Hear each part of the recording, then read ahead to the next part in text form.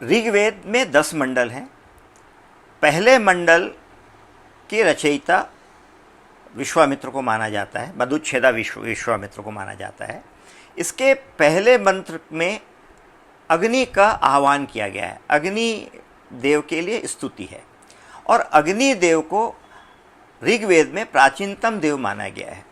अब इसके पीछे के जो वैज्ञानिक आधार है उसको समझने की आवश्यकता है कि जब पृथ्वी इस रूप में नहीं थी और पृथ्वी की उत्पत्ति, ओरिजिन ऑफ अर्थ या ओरिजिन ऑफ सैटेलाइट्स या ओरिजिन ऑफ प्लैनेट्स की जब हम बात करते हैं तो हम सब जानते हैं कि एक बिग बैंग थ्योरी है कि कोई एक बड़ा एक फायर बॉडी थी जो टूट के बिखर गई और वो एक ग्रेविटेशनल फोर्स से एक दूसरे से रिलेशन बनाते हुए सूर्य एक स्टार के चारों ओर चक्कर लगाना शुरू किया और वो आग के गोले थे और धीरे धीरे ठंडा होकर फिर कई स्टेजेस से गुजरते हुए ये पृथ्वी बनी। इसका मतलब है कि fire of ball of fire था अगर पृथ्वी, तो फायर अग्नि सबसे पहले, जब यहाँ पर जीव जंतु नहीं थे, यहाँ पर पेड़ पौधे नहीं थे, जब मनुष्य नहीं थे, तब भी अग्नि इस प्लेनेट में उपस्थित थी, ब्रह्मांड में उपस्थित थी। इसीलिए एक अग्नि को प्राचीनतम देव माना गया, दूसरा अग्नि को पूरे ब्रह्मांड का देव माना गया, उसको अंतरिक्ष का देव माना गया, उसको आकाश का देव माना गया, उसको द्यूलोक कहा गया अंतरिक्ष को, ब्रह्मांड को। तो ब्रह्मांड का देव माना गया और उसको प्राचीनतम देव माना गया। दूसरी बात, अग्नि के बहुत सारे रूप हम देखते हैं। हवन की अग्नि अलग होती है, खाना पकाने की अग्नि अलग होती है, हम रात में मशाल जलाकर अंधेरा दूर करते हैं।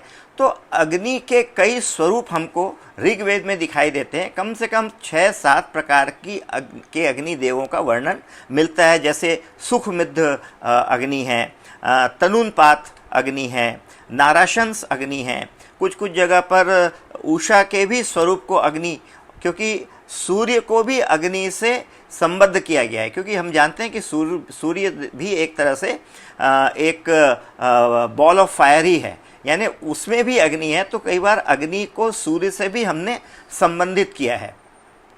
दूसरी बात यह है कि अग्नि की उत्पत्ति, अग्नि मूलतः धरती के देवता नहीं माने गए हैं, वो द्यूलोक यानी ब्रह्मांड के देवता हैं, जो आउटर स्पेस है उसके देवता हैं। उनको धरती पर लाना ज़रूरी था, तो उसके प्रयास शुरू हुए। तो ऋषि मुनियों ने प्रयास किए, तो अंगिरस ऋषि जो परिवार है उसको प्राचीनतम ऋषि कुल माना गया है ऋग्वेद में। उन्होंने इसके प्रयास शुरू किए। तो उन्होंने जब बहुत प्रयास किए, कई देवताओं को लेकर गए, तो वो पृथ्वी पर नहीं आए। लेकिन जब उन्होंने वायु देवता को अपने साथ लेकर गए, तब अग्नि पृथ्वी पर प्रकट हुई। देखिए, इसके पीछे विज्ञान छुपा हुआ है। हम जानते हैं कि जब थ्योरी ऑफ कंबशन है, उसमें जो आग है, अग्नि जो है, वो इन प्रेजेंस ऑफ एयर ही होती है। अगर एयर नहीं हो तो अग्नि नहीं होगी। तो सभी देवता जहाँ असफल हो गए, वहाँ वायु देवता ही अग्नि को पृथ्वी पर ला सके, इसका उल्लेख मिलता है। तो इसलिए अग्नि जो है in presence of air, theory of combustion का एक सूत्र के रूप में उल्लेख हमको ऋग्वेद में मिलता है। एक और महत्वपूर्ण बात जो ऋग्वेद में है वो है कि अंगिरस ऋषियों ने इसको अरणियों को बलपूर्वक रगड़कर अग्नि की उत्पत्ति की। अरणी मीन्स लकड़ी, लकड़ियों को रगड़कर उन लोगों ने अग्नि, हम जानते हैं कि पत्थर को अगर हम रगड़ें तो उससे अग्नि निकलती है। तो ये अंगिरस ऋषियों ने इसकी खोज की और उन्होंने लकड़ियों को रगड़कर अग्नि पैदा की। अब यहाँ पर बल का उल्लेख है। अब हम ये भी जानते हैं कि कोई भी एनर्जी का फॉर्म हमको जब प्रोड्यूस करना होता है, ऊर्जा का स्रोत अगर हमको चाहिए, तो वह गति से, उसके बाद फिर बल से, बल के बाद वर्क डन, कार्य, और वहाँ से फिर हमको ऊर्जा मिलती है। यानी गति और बल के जरिए अंगिरस ऋषियों ने अरणियों को गति और बल से उन्होंने एक एनर्जी सोर्स अग्नि का उत्पादन किया। तो ये सूत्र के रूप में जो ऋग्वेद में वर्णन मिलता है वो एक तरह से एक वैज्ञानिक पहलू है, वो हीट का और लाइट का वैज्ञानिक पहलू है।